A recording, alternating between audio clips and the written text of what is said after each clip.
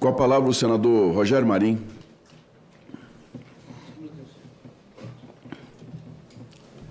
Senhor presidente, senhoras e senhores, em especial o nosso convidado, senhor Milton.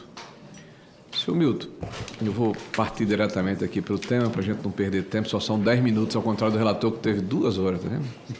Mas foram bem aproveitadas, bem aproveitadas. Eu ouvi atentamente tanto o depoimento que Vossa Excelência fez, a declaração inicial, como o depoimento que Vossa Excelência prestou. E, a exemplo dos outros, eu quero inicialmente dizer que Vossa Excelência está tendo uma postura diferente. E essa postura merece, da nossa parte, o estímulo e o agradecimento.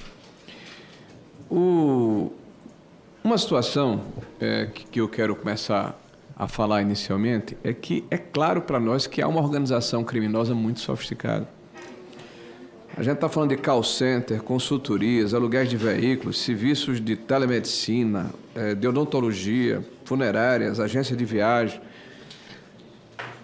É um negócio assim que deve ter dado muito trabalho para ser engendrado. E me desculpe, senhor Milton, assim, com toda franqueza e com todo respeito. Pelo que eu vi, pelo senhor falar aqui, não é possível que o senhor não soubesse do que estava acontecendo. Bom, isso é uma dedução que eu faço. E veja, senhor Milton, por quê? Essas entidades associativas ligadas ao grupo do Maurício e do Antônio Carlos, vulgo Careca, né, que eu tenho até dificuldade de falar, eu acho que ele merece todo o nosso respeito, né? Chama de mala. Antônio Carlos Camilo Antunes. Veja, a USBRA teve o seu ACT celebrado dia 25 de 9 de 23. Quem foi o presidente nessa época? Eu acho que era o presidente Lula, né? Alguém falando aqui uma coisa diferente. Ele teve quase 150 milhões de reais em descontos associativos, né? Depois veio a Abrasprev, 21 de 12 de 2023. Presidente Lula, 39 milhões de reais. A Abapem, todas ligadas ao esquema aí dos 2 cidadãos que eu celebrei, que eu falei antes. 8 de novembro de 2023, 75 milhões. Aí vem a CBPA. Esse foi celebrado em 15 de julho de 2022, do governo anterior. Só que a curva é ascendente. A partir de fevereiro de 24, você sai de um patamar mínimo, vai para 14 milhões por mês e acumula 221 milhões de reais até 25.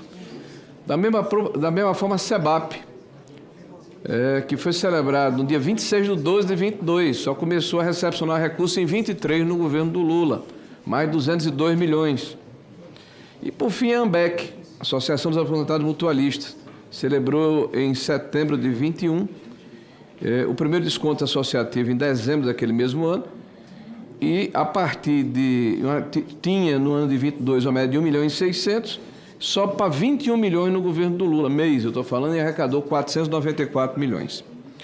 Bom, são números, eu somei aqui essas associações, dá 1 bilhão e 81 milhões de reais, é um número bastante expressivo. Claro que as empresas que foram administradas com o senhor como diretor financeiro e que tinham como proprietário o senhor Antônio Camilo, receberam uma fração desse valor. O senhor falou em torno de 140 milhões de reais nesse período. Primeira pergunta que eu lhe faço, quando o senhor chegou a essa entidade, houve uma instabilidade de fluxo financeiro mensal ou essa questão foi ascendente? Ela manteve razoavelmente uma média regular. Então, do princípio ao fim, em torno de 10, 12 milhões de reais por mês. Isso. Muito bem. O senhor tem ideia de quem é a senhora Thaisa Hoffmann Jonasson? Não. Esposa do senhor Vigílio Antônio, procurador do INSS. O senhor Antônio, um dos quais o senhor é sócio com a empresa Curitiba Consultoria e Serviços Médicos, um valor aqui de 7 milhões 407. O senhor não conhece a senhora Thaisa. O senhor disse que os serviços prestados pela empresa do senhor Antônio Carlos eram serviços técnicos especializados. Eu já até elenquei anteriormente. O senhor nunca teve contato com esses prestadores de serviço? O senhor nunca suspeitou que tais serviços eram inexistentes? Não. Eu estou lhe perguntando porque no seu depoimento me chamou a atenção pela sua experiência profissional e admirável até, porque as pessoas, claro que tem que ter orgulho do que fizeram, e o senhor demonstra que tinha muita proficiência, estava num grande grupo empresarial, né? O senhor emitia notas fiscais e pagava notas fiscais. Qual era o controle que o senhor tinha para atestar essa nota fiscal que era paga? A nota fiscal era atestada e aprovada primeiramente pelo senhor Antônio Carlos. Então o senhor, na verdade, só fazia o pagamento? Se não tivesse autorização então, o ateste dele, anterior era do Antônio Carlos. Se não tivesse autorização dele, não era pago. O senhor chegou a ver, em algum momento, algum produto fruto dessa nota fiscal? Tipo, por exemplo, se o senhor disse que era uma consultoria, você viu o produto da consultoria? Eu não. Não era da minha área e eu nunca tive acesso. Nunca teve acesso ao produto da consultoria que era formulado. O senhor nunca suspeitou que essas empresas eram empresas de fachada? Eu pergunto porque eram empresas diversas, mas parece que se integravam entre elas, né? Se pagavam e recebiam mutuamente, né? Bom, como elas agiam mutuamente, eu não sei, que eu não tinha acesso também. Não era empresa de gestão minha, né? O que eu conferia era a legalidade das notas fiscais. Se aquilo que está ali no próprio Estado, como é tudo eletrônico, todas elas eram confirmadas antes de efetuar o pagamento. Nos materiais produzidos pela Polícia Federal, há informações que as empresas ACCA, ACDS, Brasília Consultoria, as empresas que foram elencadas, enviaram quase 50 milhões de reais, essas empresas todas que foram elencadas anteriormente, para uma outra empresa chamada ARPA. O senhor sabe que tipo de transação são essas com essa empresa? A ARPA. Essa ARPA, os pagamentos que foram feitos para elas no período que eu efetivei era participação em debêntures. O senhor sabe de quem era o proprietário dessa empresa? O proprietário, eu não sei. O nome da pessoa que eu tratava, se não me engano, era Rodrigo. Rodrigo. Rodrigo seria o responsável por essa ARPA. ARPA, isso. E o senhor sabe que tipo de serviço essa ARPA prestava a todas as empresas do grupo, que o senhor era diretor financeiro, para receber uma quantia tão relevante de 50 milhões? E veja, só para o senhor colocar dentro da dimensão da resposta que o senhor vai nos dar. O senhor falou que foi em torno de 130 a 140 milhões de reais de movimentação no período que o senhor esteve lá. Essa empresa sozinha recebeu 50 milhões. Que tipo de serviço essa empresa prestava? Era aquisição de direitos de debêntures. Vocês estavam comprando debêntures? Exato. De que empreendimento? As escrituras não chegaram para mim, né? Então, enquanto eu estive lá, eu não recebi as escrituras. Então, essa empresa, teoricamente, vendeu debêntures de algum empreendimento imobiliário e o senhor foi pagando 50 milhões de reais e nunca teve acesso ao produto que vocês compraram, que as empresas compraram. Exato.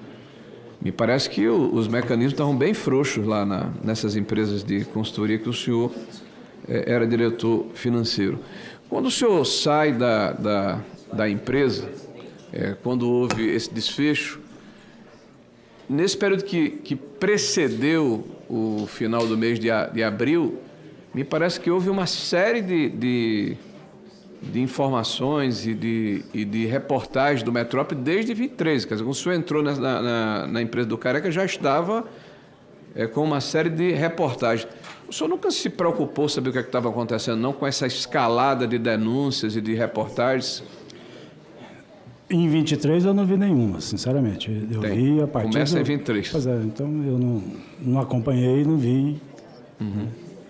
Eu vi em 24, e foi quando eu consultei. Mas foi em vários momentos em 24. E no primeiro momento que eu vi, tiveram eu questionei... diversas reportagens. Ok. A nossa preocupação aqui é entender o que aconteceu, né? Me parece claramente que houve aí uma estrutura muito sofisticada que se conectava entre si, né, e que, de alguma forma, justificava os recursos que eram capturados dessas associações através de terceiras pessoas que deveriam justificar esse recurso. Em algum momento, a contabilidade era apresentada ao senhor? O senhor tinha acesso à contabilidade? Porque o senhor era o controlador financeiro. O senhor tinha contabilidade de fechamento do mês? A contabilidade era terceirizada, né? Mas o senhor tinha acesso a ela? O senhor via o fechamento, a consolidação? Eu tive acesso ao balanço de 2024. Ok. E tendo acesso a esse balanço, o senhor verificou se havia saques ou transferências em espécie para terceiras pessoas? Saques não houveram. O senhor não verificou no balanço nenhum saque? Lá não constaria isso e na minha gestão não houve um saque sequer. Tá bom, eu vou agradecer a gentileza de Vossa Excelência e respeitar o tempo dos demais aqui.